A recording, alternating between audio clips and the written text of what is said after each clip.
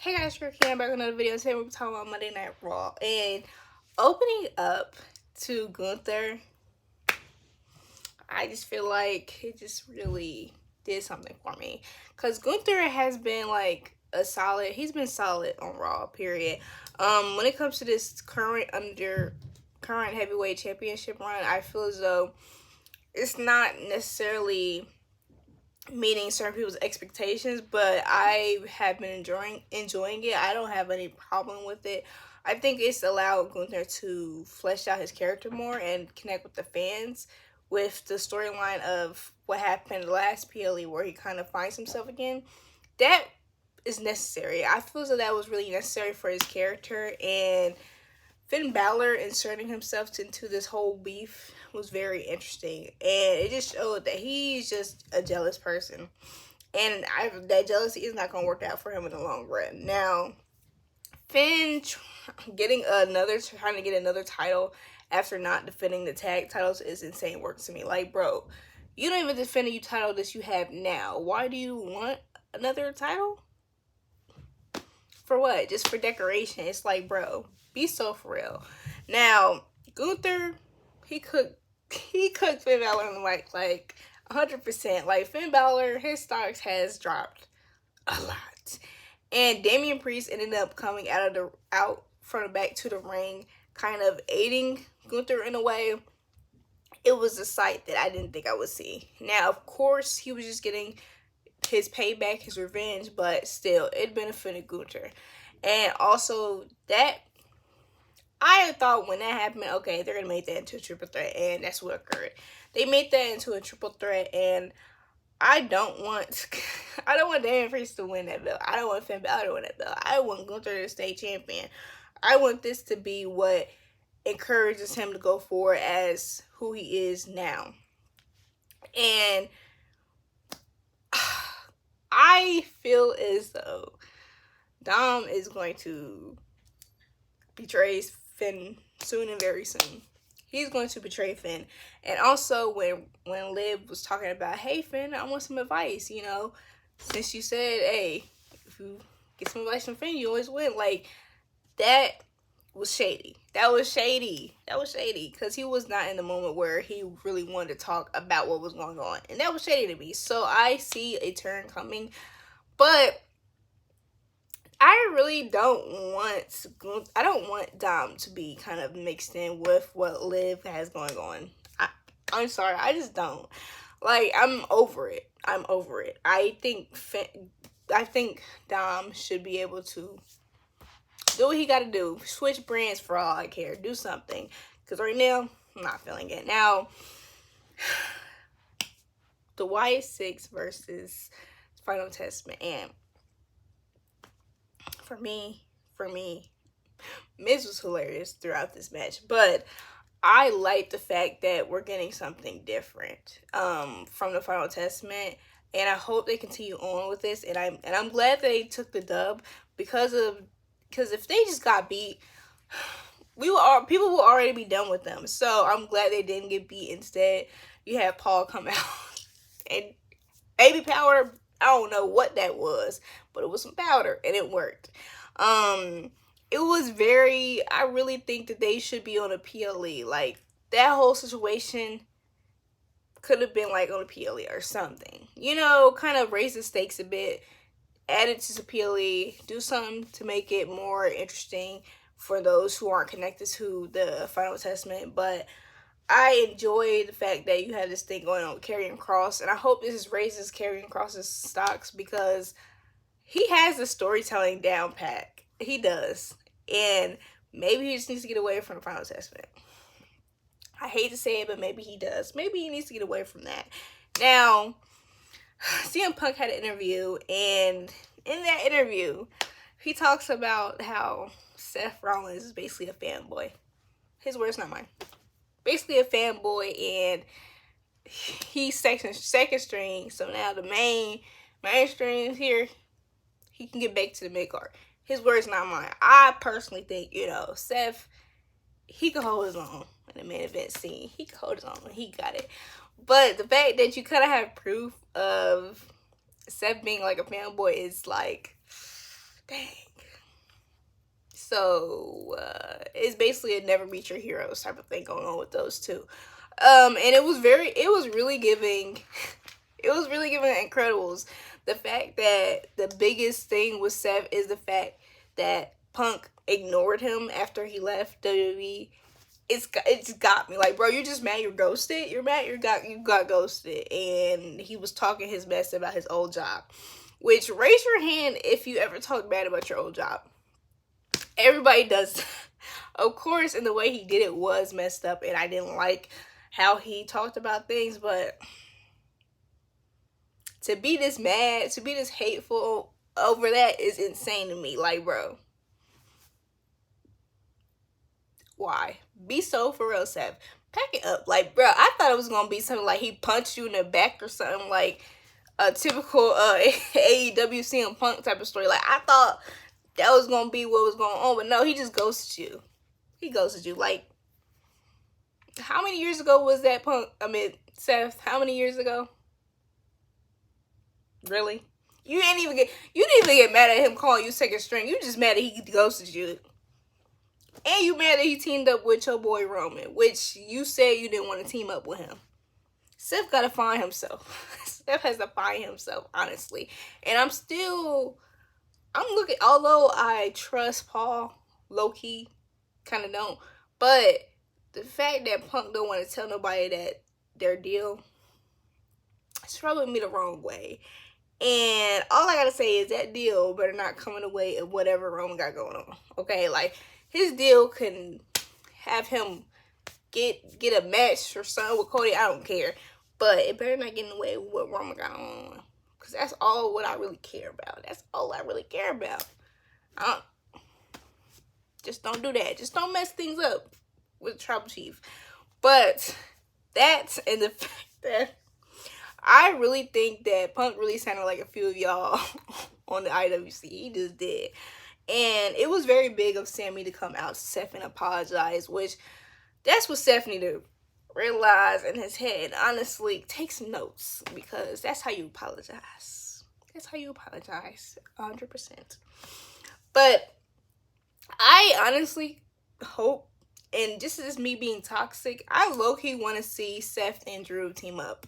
Because Drew's over here hating because of the whole team up between Roman Reigns, which with Jay, Jimmy, and Sami.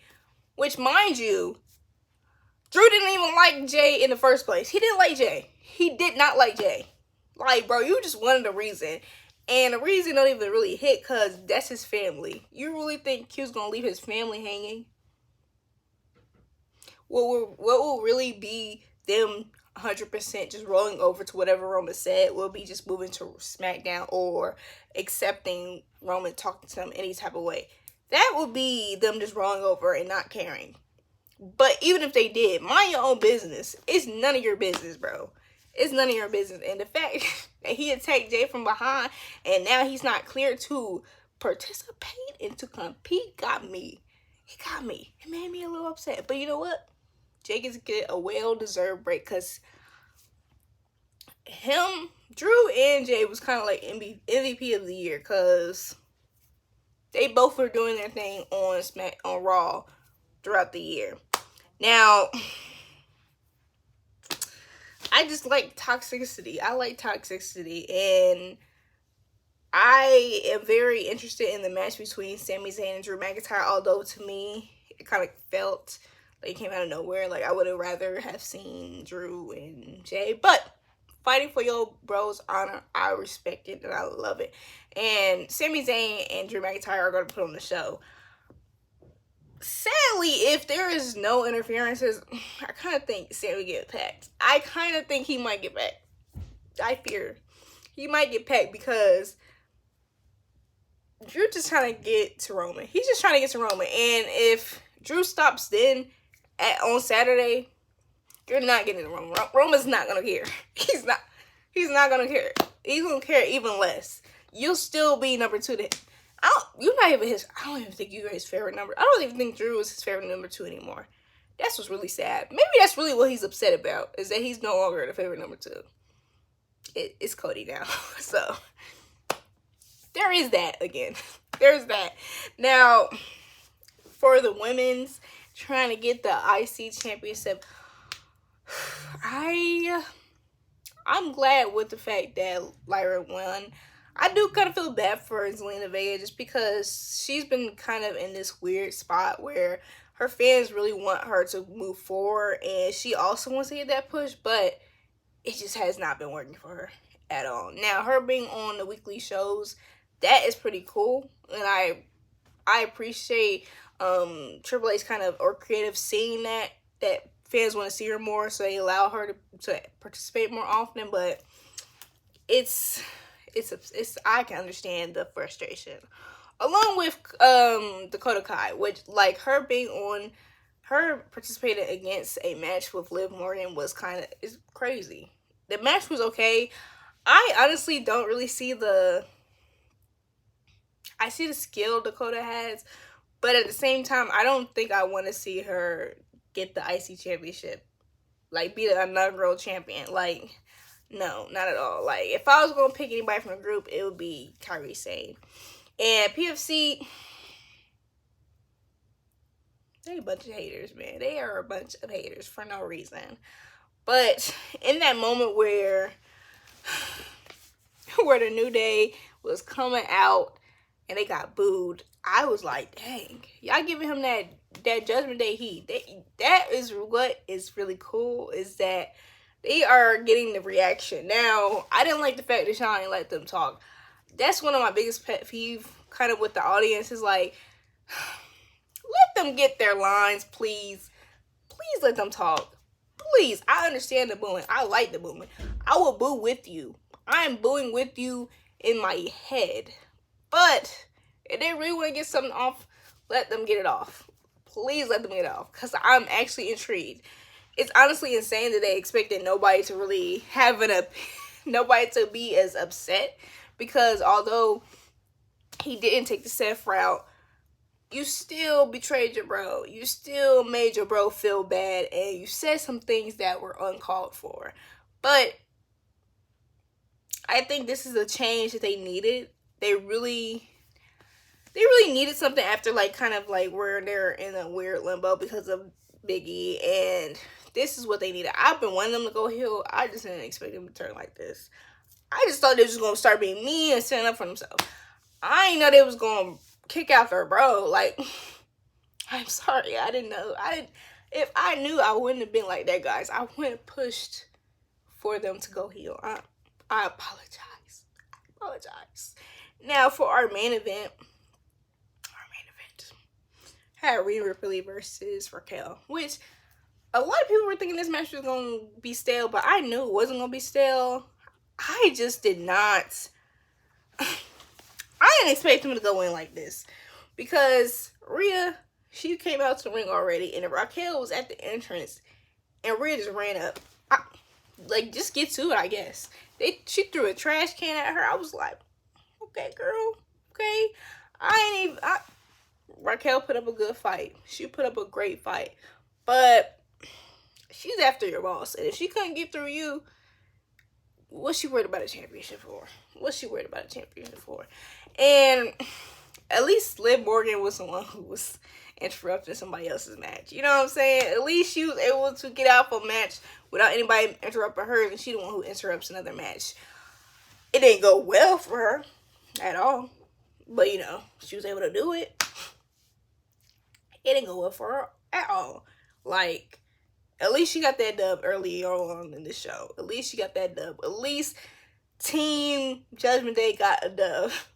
Because it wasn't their night. It was not their night. So, Rhea and Raquel get in the ring. And honestly, it was an interesting move. But I really think they should have gave them a little bit more time, because it was like only like 7 minutes. For your main event, it could have been a little longer. It could have, especially because it's associated with such a interesting feud. But I enjoyed what we got. I enjoyed what we had. Now, because Liv Morgan want to interrupt, Io Sky comes out and kind of helps out a little bit, or just kind of get a lick in, because of that's her competitor and she's trying to get that belt, which I hope Io does take the belt. Like, I actually want Io to take the belt. I want there to be a title change on Saturday, just cause nobody's really kind of expecting there to be a title change.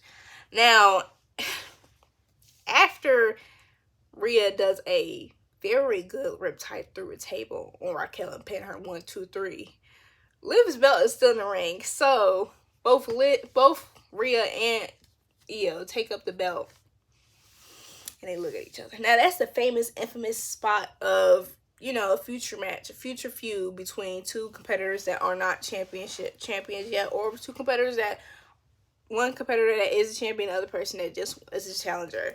So I'm expecting that match to happen soon. I'm expecting Liv to lose her belt in a orderly fashion before WrestleMania. Now, I really do want Liv to lose the belt to Io, just so Io can have it, because I know that when Rhea has it, if there's nobody else that can kind of compete with what she got going on, she's going to have it for a little bit. Unless, you know, due to the shakeup, some of the women from SmackDown come in, like Bianca. If Bianca comes through, it's lights out. Sorry. But Bianca or Charlotte, you know. But, you know, I'm very interested in that match, actually. And they've kind of hinted at it. So we've had our Watch Me series.